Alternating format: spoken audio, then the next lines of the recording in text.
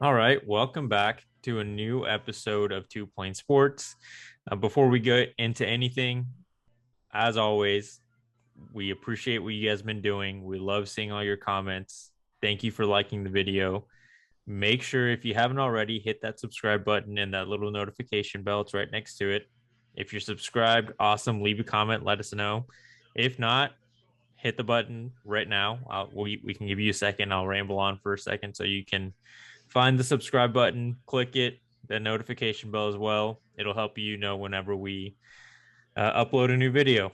So now that you've done that, let's get into it. It's going to be our overreaction kind of to yesterday's game. So today is Sunday, the 26th. The Sooners just came off of a battle with West Virginia, which, if you saw our preview last week, we both said we didn't expect it to really be a shootout. We didn't think it was going to be a Sooners blowout. It was ultimately which offense could make a play when needed. And that's obviously what it came down to with the Sooners clutch drive, Spencer Rattler doing what he needed to do at the end to lead us to a win, improving to 4-0. Now, a lot of things happened yesterday. Obviously, I think the biggest story from yesterday, outside of us scraping out a win against West Virginia, is after Spencer's interception, some of the crowd decided to start chanting, "We want Caleb." Now, let's touch on that a little bit because it is probably the biggest story coming out of yesterday's game. I know, Brandon, you were at the game. I mean, what were you thinking? What was the crowd like? Was it everyone? Can you kind of give us No, an idea? no. I was at the game, sitting in the student section with my roommate, who's a dentist. That's how we got tickets. He gets still student section seats. But him and I hated it. I hated it still. That there's a lot of that game for me was on the offensive line. Um, and I don't care who's the back at quarterback. If your offensive line is not playing well, if you got constant pressure in your face, you're not going to put together a great game. And as you mentioned, when it absolutely mattered, when we had to have it, Spencer Rattler was a perfect 9 for 9 for like 70 yards, got him in field goal range. Obviously, the rest of history, win the game.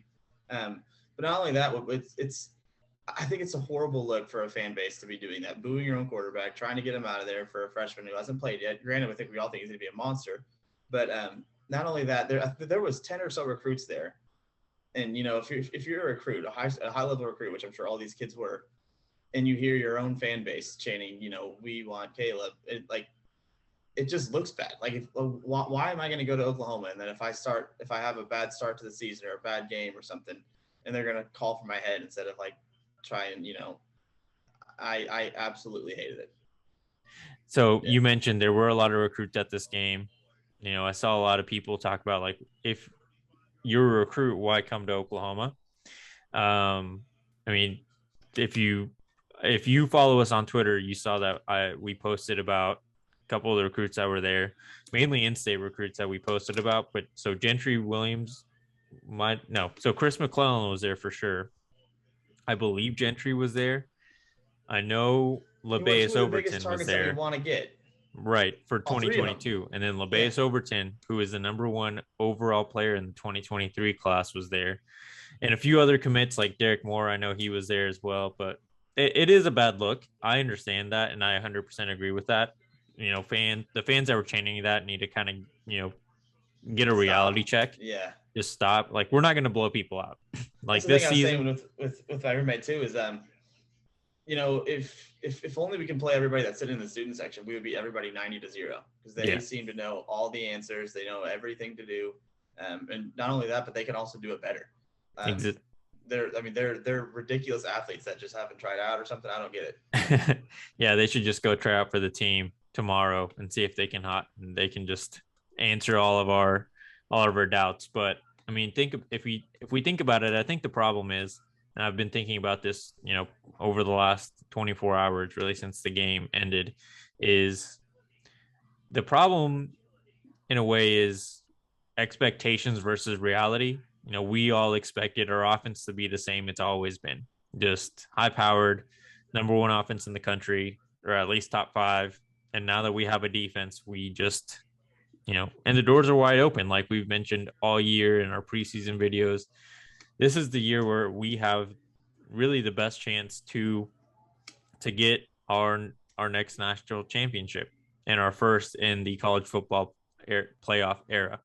But right now, we just haven't shown that on the offensive side. Now the defense is amazing. I think that's probably a highlight so far, and we'll touch on it later on the It video. is, but I mean, But the fans are I no, I'm not going to say that I agree with those fans because I don't. We shouldn't bench Spencer. I think Spencer has a lot of things also going against him. Like you said, the offensive line was subpar yesterday. There was almost at least one guy coming through, especially at the guard positions. Those guys were either missing an assignment or just getting beat by the guy that they were attacking. So those guys need to improve for sure. And also, we don't have a running game. I think that's that can also fall back on the offensive line because it looked really good against Nebraska, and then this week I think we had 55 or something rushing yards. Yeah, that was far and away, I think, the worst offensive line performance I've seen from an Oklahoma team in quite some time. And granted, I'm not saying Spencer Rattler's perfect or he made even, like every single right. I still think he forced the ball a couple times and made a couple poor decisions. But the entirety of the offense is sputtering right now, or its downfall, its failures to this point of the season is not all on number 7. That's the dumbest thing that anybody can think, and the idea that if you just take him out and put Caleb in, all of a sudden we're going to start lighting people up. That's not the simple solution. Yeah, 100%. And here's what I've pretty much come down to over the last day is Spencer's not the problem. And even though our own line had a bad game yesterday, they aren't the problem either. For some reason, unexplainable to me, like I don't understand it, but our offensive staff is trying to force Eric Gray to be our feature back when really Eric hasn't had a better game than Kennedy Brooks. I think Kennedy Brooks needs to be our bell cow, and Eric should be our change of pace guy or pass catching guy, because Kennedy is patient when to find the hole. He can blow through people. He's a big enough body to just absolutely destroy the defender and just ram through him for a couple extra yards.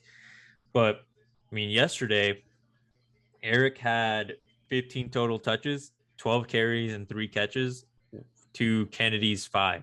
0 catches, just 5 carries. And neither of them were very productive. But if they had more of an even split, more of a 50-50, or maybe we ran the ball more with Kennedy, we probably would have been able to open up the game a little bit, which also makes the game easier for the offensive line because you've got the defense guessing now. Are they running or are they passing? But we passed the ball a ridiculous amount of times. Like, if you think back to when Baker was our quarterback, it was pretty much kind of a 50-50 split in running versus the passing game. It's the key to our offensive pass. Like every, all these years that we've been dominant, is we've always had that really, really good running game. And with Kyler and Jalen Hurts, it helped that those guys can also do it themselves a little bit. So it wasn't always the running backs, Jalen and especially Kyler. I mean, we knew what Kyler can do on the ground, but which obviously opened things up too for us. But and again, I think that falls back to the offensive.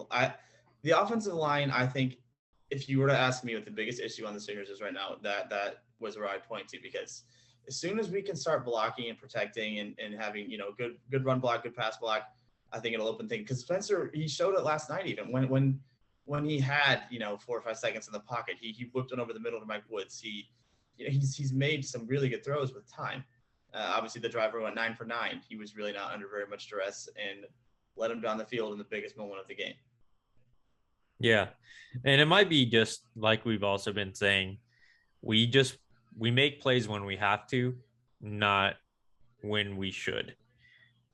Meaning, like, our offensive line, our running backs, Spencer did pretty much ran a perfect series to win the game. But they went for 3.5 quarters making too many mistakes. And if we want to be national champions at the end of the year, we need to clean all of that up. Like, yes, next week, and we'll touch on it in our next video, but next week is going to be our real test because we've had 4 straight home games, and Kansas State's kind of been our Achilles heel over the last couple of years. And If K-State's going to be rocking. exactly, like Manhattan's going to be crazy. We just need to go in there and prove to the world that we're going to be great. And I bet after this, we're going to start getting a lot of primetime games, a lot of nationally televised games, because now Oklahoma is a story. If we can't figure it out, like pretty much it's we're going to be nationally televised because the country is going to expect us to lose to someone, and we just have to prove them wrong. Like I think Yeah. in the past we've always just destroyed everyone, and it's not a fun game to watch. And if we lose, it's kind of unexpected, and they'll cover it later on Sports Center. But now And it's just when are we going to lose? Clemson did the same thing a couple of years ago. They won the national title and they played everybody close until the playoffs and stuff. And like if you listen to any of the the post game stuff last night from Lincoln and Spencer, obviously they're fully aware of the offensive struggles so far too, and they're aware that once that starts clicking, that's when we're going to see the team that we expect to see. And I'm still one who's I still firmly believe we will see it. Um, I don't know when, but I mean, here it has to happen by the Texas game, just because Texas just hung 70 on Tech, which I mean, probably not a great defense, but I don't think we're hanging 70 right now. I mean, with the way we've been playing, but as soon as that offense starts figuring it out, because Texas is not scoring 70 on us. They might have a good offense, or they're looking okay, but they will not score 70 points on our defense. It won't happen. Now is 30 something? Is 30 possible? Maybe. So if we score 15 or if we score 16 and 20 against Texas, it could not be enough. But obviously that's 2 weeks away. But that is what it comes down to. And what I also like to say to all these Sooner fans freaking out, and at the end of the day, we could be in such a worse spot. Clemson just lost to North Carolina State, and DJ Ugalele has 1 touchdown pass on the whole season. Texas A&M went down.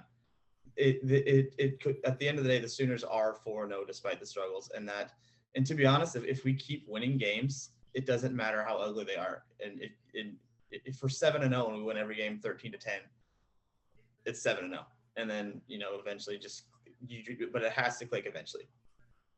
Yeah, I don't disagree with you there. I mean, I'm always happy with a win. A win is a win. Like I think you said it a couple of times. Doesn't matter how we win.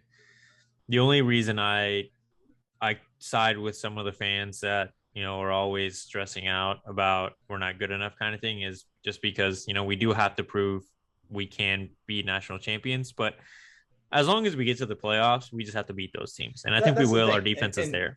The fans who are like, this 16-point stuff is not going to win against. Oh, Trey Sermon just scored for it. Yeah, Trey Sermon scored for it. But these fans are saying stuff like, this stuff's not going to beat Alabama. It's not going to beat Georgia. It's not going to beat Arkansas. It's not going to beat Florida, Auburn, whatever. Yes, I agree. But the thing is, we won't see any of those teams until a possible playoff meeting if we get there.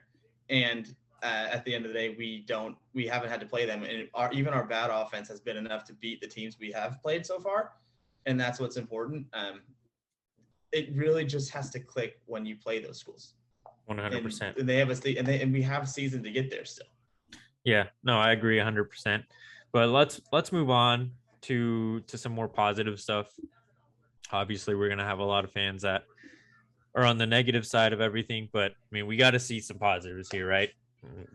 We won the game. Things went well to the point where we got the W. Right now. Yes. So, if you saw our preview last week, I mentioned specifically I didn't expect Spencer to throw an interception this game because their DBs, while they were always getting their hand on a ball, they just weren't completing the interception.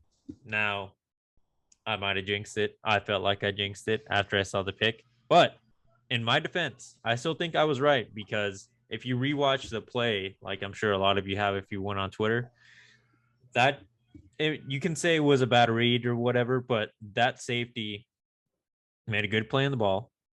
He could have had the pick immediately, but he didn't. He needed his corner to come in and save him on a tip drill situation, which whatever, we have to live with it. We still won the game at the end of the day, but our offense did what was needed. And as Brandon mentioned last time, we pulled it off at the end. Spencer did his job, and Mike Woods did look amazing against West Virginia this last yesterday. when to me when I saw how Mike Woods was performing, I kind of was just thinking on side note, if he would have stayed at Arkansas, they kind of would have been a little bit more scary. I know I called them average a couple weeks ago, but Arkansas has kind of shown, and KJ has shown that he's a very good quarterback. But what we can talk about that next time. At the end of the day, Spencer might have made a mistake, but this wasn't a forced error. The defense made a good play, and we kind of just have to live with those kind of situations. I mean, I think that the defense did make a good play, but at the same time, I think it was a forced error. I mean, I think he lobbed it kind of off his back foot. There were two West Virginia defenders over there, and he was behind Stoops on the play. That's one decision that I didn't like. Like I said, he's not perfect. He's still making those mistakes, but he said it after the game.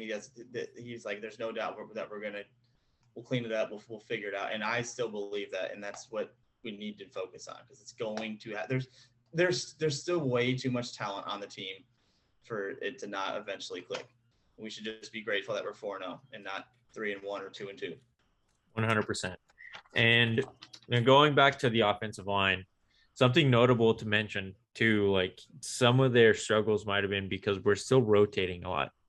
I mean, we're 4 games in, and this was Andrew Rame's first start. This is the center that we expect to be our center when we get to the playoffs. This was his first start. So there's still probably a lot of communication that they need to progress through and kind of work through to make it faster, more efficient, and kind of get them to that spot where they can, not miss assignments, make sure everyone knows what's happening. Because in an offensive line, if you all do it wrong, you all did it right.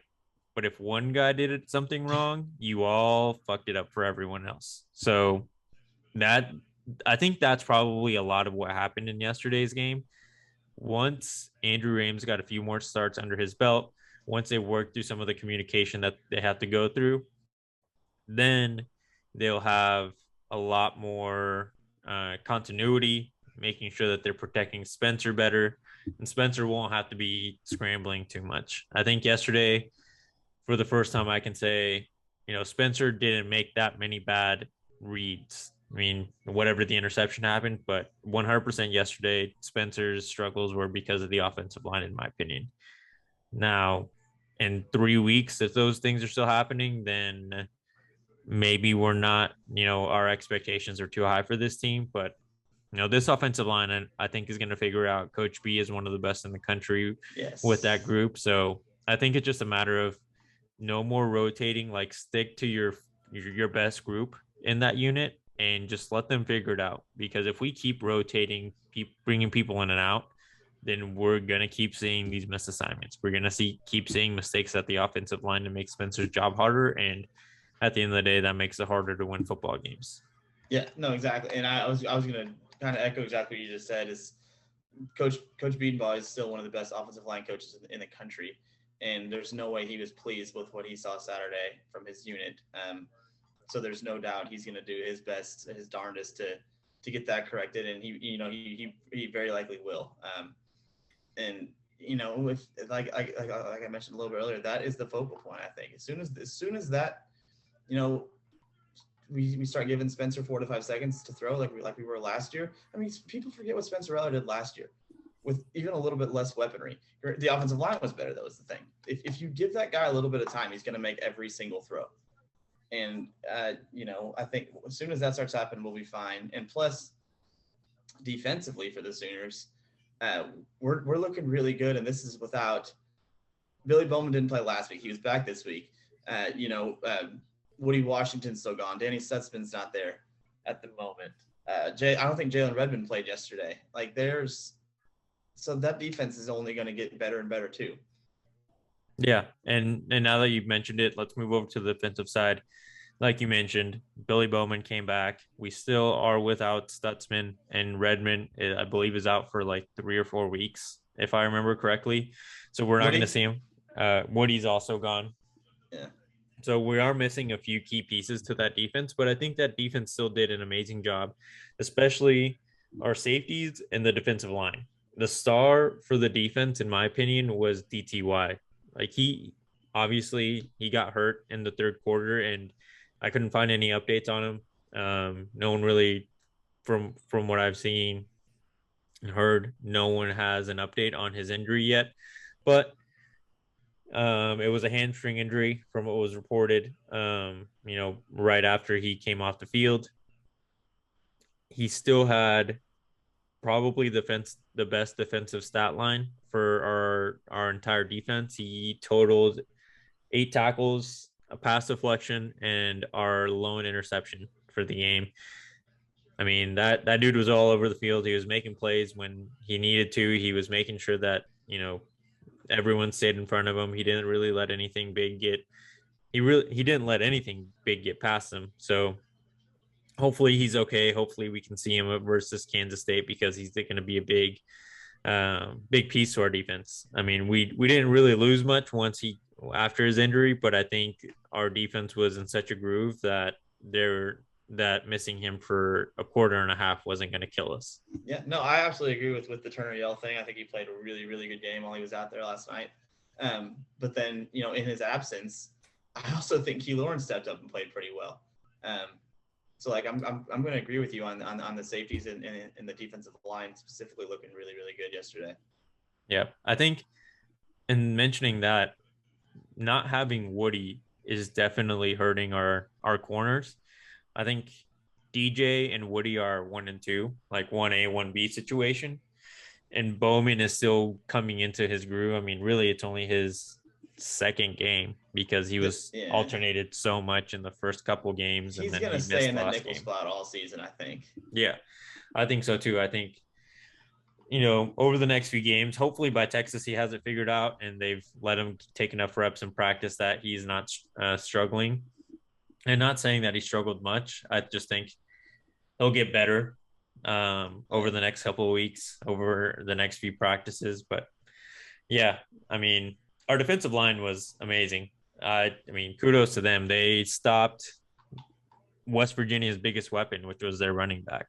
And they tried, and they said, "Day, you got to beat us with your arm," and he couldn't. I mean, they only had one touchdown, and it wasn't Day. It was like a wildcat situation with their backup quarterback, and it was like trick plays in the red zone. Plus, with this West Virginia team, which we haven't mentioned yet on this show at least, is they did just come off of a ranked win against a top 15 team in the country in a game in which, as we mentioned in our preview last week, they started off dominating. Like I'm not saying West Virginia is a great team or anything, but this, I think we can both agree as far as how, the teams we played so far this season, that is the best team we played, and we did. Again, I'm going to say it again, we won, and that's really all that I care about at the moment. 100%. I think that at the end of the day, that's all what we all just have to come back to. We could be frustrated with those fans that were yelling, "We want Caleb." We could be frustrated with the situation that the team is in, but at the end of the day, we're 4-0. We're going to our first road game at Manhattan versus Kansas State. Make sure you watch our next video. But I think for my final comments, we're kind of playing a somewhat Big Ten style of football. A lot of defense. The only thing we're lacking is more fullback and running game. But I mean, other than that, we've grinded it out, and we're proving, our defense is proving they can win the game. Yeah, that's exactly that's pretty much nail on the head. We're not playing even good football. I think we can all agree on that. But we're playing good enough football to beat the teams that we currently have in our schedule, and that's the important thing. I mean, Sooner fans, you're not Clemson fans. We're not 2-2. We didn't just lose to NC State. You're not an A&M fan. We didn't just we didn't drop. We're there. I mean, we still control our own destiny at the end of the day. 100%. So, I mean, do you have anything else other than that? That'll do it for me. Cool. Well, if you've made it this far, as always, congratulations. We did a lot of muttering. I think, make sure you're leaving a comment. I feel like we all probably have similar thoughts on this, but we want to hear what you think. For sure. What were the keys to the game? Where are the opportunities where this team can grow? And make sure you're liking the video, share the video. If you were a start or we want Caleb Channer or on board with that, I want to know how you feel that's productive. Yeah. I mean, it would be interesting to hear, like, why do you think that is going to help us. But I mean, let's pump the brakes a little bit from our opinion. You know, Spencer is very talented. Yes, he's made mistakes, but he's also going to get better as the year went on, like we saw last year. But yeah, leave a comment. Let us know why you think Caleb would be a better alternative, and make sure you're sharing the video. If you like what we're putting out there, show your friends, show your family, show your colleagues, throw it in a Reddit thread, whatever. You can do whatever you want with the video link. We can't control that, but I mean, it's always fun to grow and hear from more people.